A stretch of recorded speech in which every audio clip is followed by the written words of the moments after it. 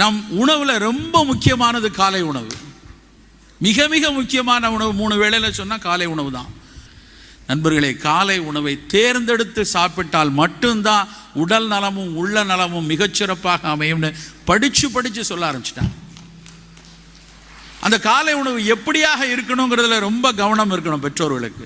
நம் முன்னோர்கள் சொல்லியிருக்காங்க, 2 பாயிண்ட் தான். பழங்களாகவோ ஆவியில் வெந்த உணவாகவோ இருக்கணும். காலை உணவு ரெண்டே ஃபார்முலா. காம்ப்ளானாகவோ போன்விட்டா இருக்கணும்னு சொல்லலை. பழங்களாகவோ ஆவியில் வெந்த உணவாகவோ. பழங்கள் என்ன பழம் வேணாலும், அருகாமையில் என்ன கிடைக்குதோ